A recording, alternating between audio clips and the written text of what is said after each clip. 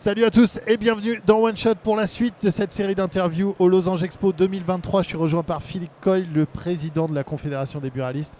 Salut. Je voulais commencer par te remercier déjà personnellement pour nous avoir accueillis sur le salon. On est donc accueillis par la Confé sur le stand et on a pu faire plein d'interviews hyper intéressantes avec plein de gens et plein d'acteurs. Avoir des nouveaux points de vue aussi qui sont un peu différents de ce qu'on a dans la VAP habituellement. Et on finit avec toi qui est l'apothéose, Oh là là, le boss non, du game. trop d'honneur, déconne pas.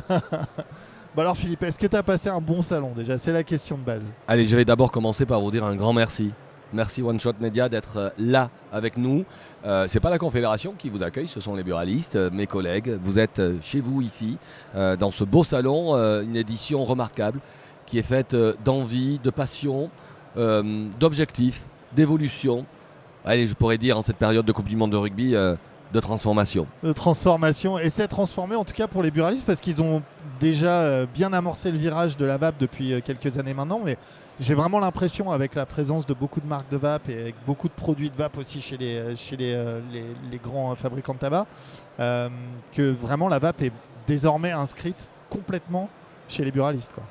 Si je pouvais dire que c'est le nouvel ADN du réseau des buralistes, je le dirais avec beaucoup d'aisance. Il y a plus de 20 stands ici aujourd'hui sur Lausange Expo qui sont des professionnels de la VAP, qui viennent conseiller, qui viennent expliquer, parce que c'est ça aussi peut-être un moment où on s'est loupé dans le rendez-vous, l'explication, l'accompagnement, la culture du produit, parce qu'il fallait rassurer, et donc être ici tous dans le même univers, avec un même objectif, répondre aux attentes des consommateurs, répondre à un marché, consolider le marché et défendre ce marché qui nous appartient à tous, c'est, je pense, un pari gagnant pour l'avenir. Ce qui est assez incroyable derrière toi, il y a le logo Je suis vapoteur et la Confédération des buralistes à côté. Si on m'avait dit ça il y a 5 ans, j'aurais pas forcément cru. Je t'avoue. Alors moi qui suis pas très loin de Lourdes, il y a longtemps qu'il n'y a plus eu de miracle à Lourdes, mais je crois que vous et nous, on a réussi à... Je sais pas si c'est un miracle, mais en tous les cas, je dirais que c'est le bon sens. Ouais. Le bon sens de Pour gens une fois, qui du ont vrai bon sens. de l'audace, les deux pieds par terre, comme je le disais pendant le congrès, solide sur ses appuis, les crampons bien dans le sol. On joue pas le match qui n'est pas le nôtre, mais en tous les cas, on sait qu'on doit gagner la partie ensemble. Et c'est avec cette vision de complicité, de travaux partagés qu'on pourra valoriser la VAP, la défendre, l'améliorer et surtout se donner un avenir mutuel. Et si certains y voient de la malice ou je ne sais pas quelle mauvaise idée, je les rassure, il n'y a que des bonnes idées à se retrouver à travailler. Ouais, surtout qu'on n'a pas trop de mains à défendre la VAP. Et c'est quand même bien. Est-ce qu'on peut considérer que les buralistes sont maintenant militants pour la VAP? On est dans la majorité militante. Parce que je veux quand même dire, il y a toujours eu un noyau de militants, de passionnés, mais un réseau de 23 300 entrepreneurs avec des cultures différentes. La culture du débitant de tabac à aujourd'hui commerçant d'utilité locale. C'est un chemin long, mais qui a été parcouru très rapidement quand même. On le voit bien avec les échanges dans les allées ici. Ce qui veut dire qu'il y a aujourd'hui beaucoup plus de militants et de promoteurs, d'ambassadeurs, bien évidemment, de la VAP, parce qu'on a, vous et nous, pris le temps de l'accompagner, de l'expliquer. Je ne sais pas si au début on s'est loupé parce qu'on a eu peur, je dirais très certainement, mais de rassurer, d'accompagner, d'expliquer, de vulgariser cette nouvelle offre, cet univers qui vient enrichir le parcours du buraliste avec sa clientèle, ben on voit bien qu'aujourd'hui on est plutôt en phase et vous aurez plutôt 23 300 ambassadeurs qu'une petite poignée qui se réunirait le vendredi soir pour dire la VAP c'est génial et il faut qu'on aille plus loin. J'ai commencé comme ça parce que je faisais partie de ces premiers apôtre, allez, ouais, on va le dire comme ça. C'était le Nostradamus du réseau, toi. Non, parce qu'il dit beaucoup de conneries aussi, donc je ne sais pas si c'est très flatteur pour le coup. C'était il y a quand? C'était il y a 10 ans que tu as vu arriver la VAP à peu près? Il y a allez, je te dirais bien une quinzaine d'années. Je peux raconter l'anecdote? Vas-y. Allez, je suis sur une soirée parisienne avec des amis sur une péniche. Et comme je suis consommateur de tabac, je sors fumer ma clope. Et il y a les 3 serveurs à côté qui discutent. Mon oreille se tend et il y a 15 ans. Ouais. Et il parle, ah ben tiens, regarde ça, c'est quoi? Ah ben c'est une cigarette électronique. Ah, mon oreille, cigarette, je fais comme ça. J'écoute discretos les deux serveurs à côté. Et ah ben c'est génial, personne connaît le bordel. Et le serveur lui dit, ah ouais, mais t'as été chez le buraliste Ben non, pas du tout, imagine. Il faut que j'aille chercher ça à la pharmacie. Et là, je suis là. Je lui dis, mais c'est pas possible. Ça veut dire que chez le consommateur, cigarette électronique, enfin, allez, cigarette, ça veut dire buraliste, bureau tabac. Allez, bureau tabac de l'époque.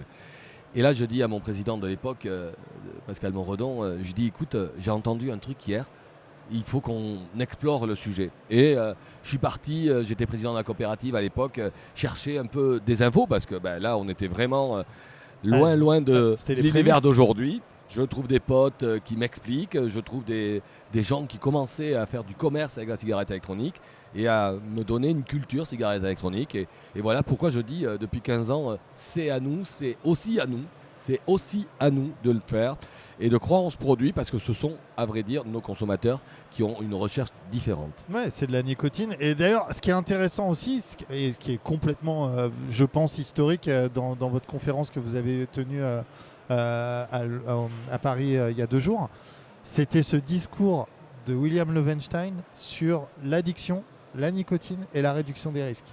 Est-ce que c'était un discours que les buralistes étaient prêts à entendre il y a, mettons, 5 ans? Il y a 5 ans, je pense que j'aurais pu changer de costume dans la séquence. T'as transpiré quand il a pris la parole, William, un peu? J'aurais pris des tomates, peut-être des cailloux, ou j'aurais été le jeu de fléchettes favori des 600 congressistes.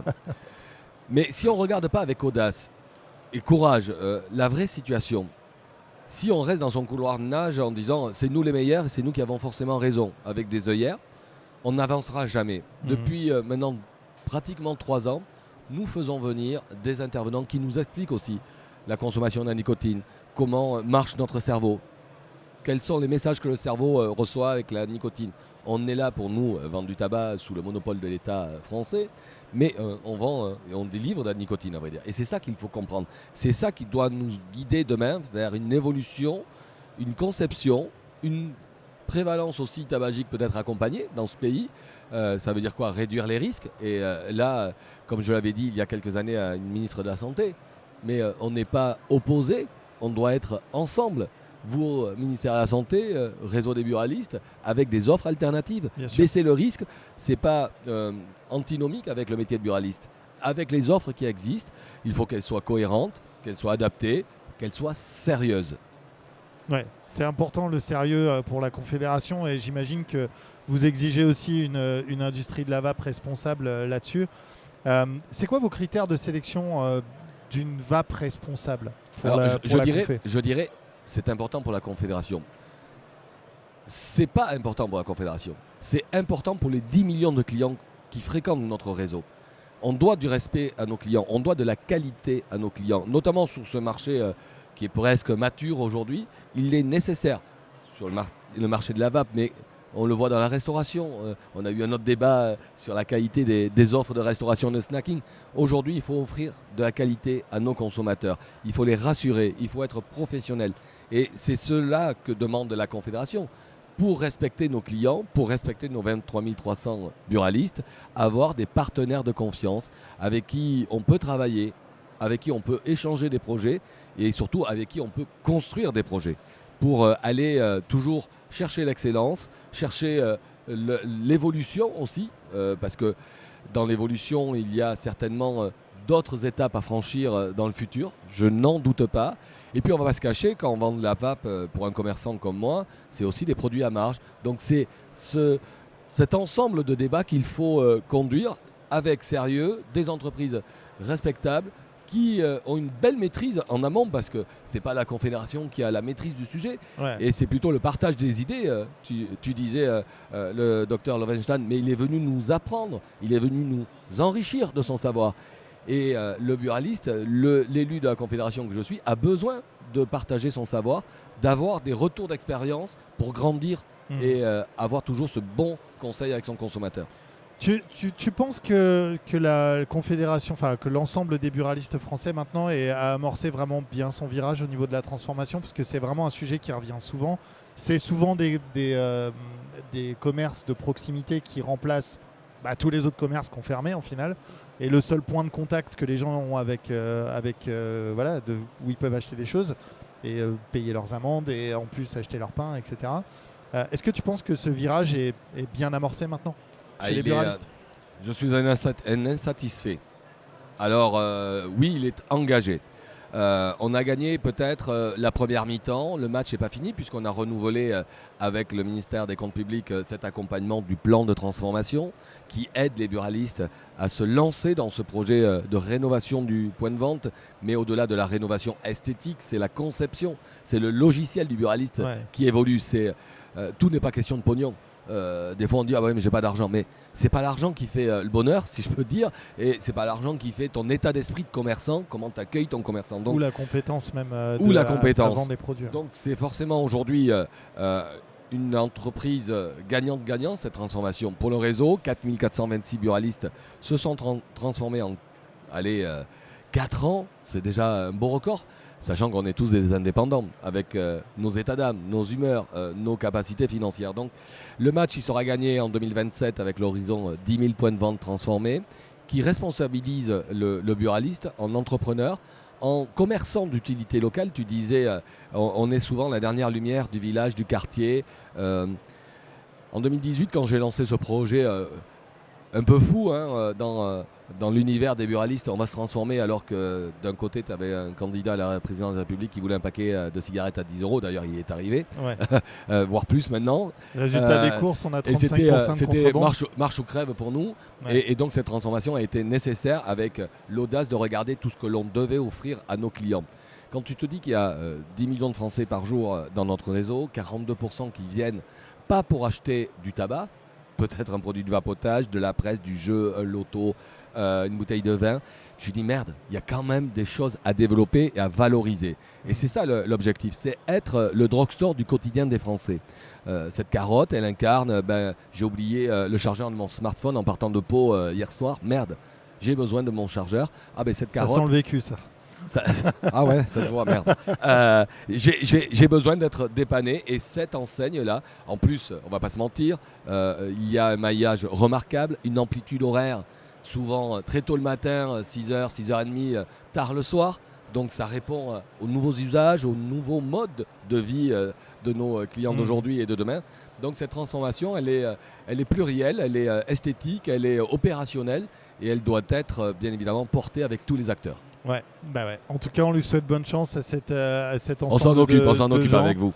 Et merci aussi d'être derrière nous pour Je suis Vapoteur. On se retrouve de toute façon dans le magazine Losange avec l'encart pour la cigarette électronique qui sera disponible dans le magazine Losange. Et voilà. Et on fera le mois avec la vape, qui ne sera pas le mois sans tabac, mais le mois avec la vape. Ça, c'est un beau projet aussi. Et ça, c'est un très beau projet. C'est très bien. Allez, à très vite alors. Et ça va être cool. Merci à toi, Philippe, d'être venu. Je vais te laisser retourner à tes occupations. Merci de votre invitation, et à très vite, les amis. Surtout. Et on se retrouve vite, nous, sur la chaîne pour d'autres vidéos. Ciao, ciao.